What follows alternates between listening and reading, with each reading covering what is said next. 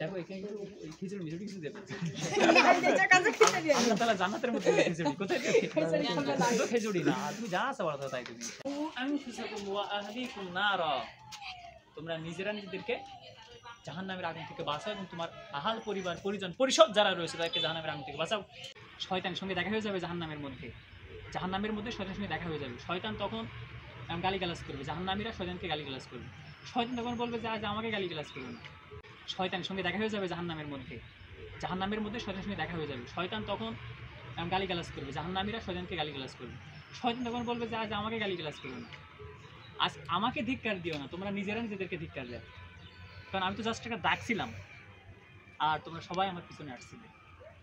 এখানে ওই হাসরের ময়দান যখন আমার জাহান্নামের ফয়সালা যখন হয়ে যাবে, তো যারা জান্নাতে চলে যাবে তা আলহামদুলিল্লাহ জান্নাতে চলে গেল, অফুরন্ত নিয়ামতের মধ্যে থাকবে, চিরকাল থাকবে।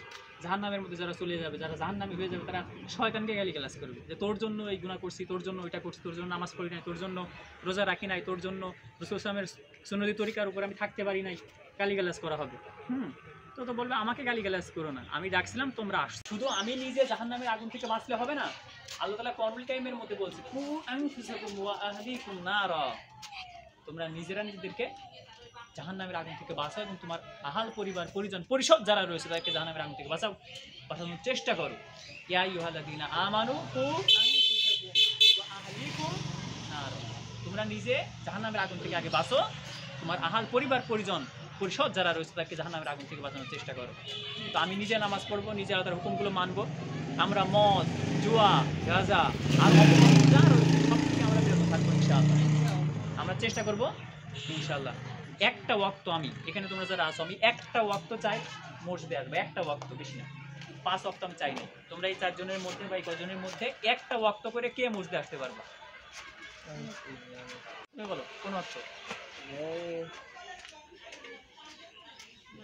জহর, তুমি এখন পারবো তখন একটা ফিক্সড করে দাও যে একটু আসার চেষ্টা করবো ইনশাআল্লাহ।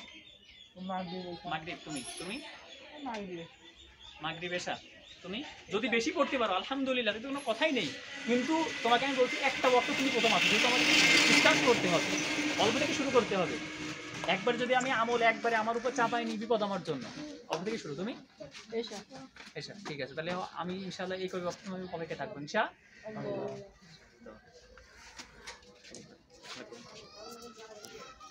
এবং তোমরা চেষ্টা করো তোমরা আরো কয়েকজনকে সাথে করে নিয়ে যাওয়ার জন্য। দেখো এখানে কিন্তু খিচুড়ি মিচুড়ি কিছু দেবে আল্লাহ তাআলা জান্নাতের মধ্যে খিচুড়ি কোথায় দেবে? শুধু খিচুড়ি না, তুমি যা আছে বলো তাই তুমি।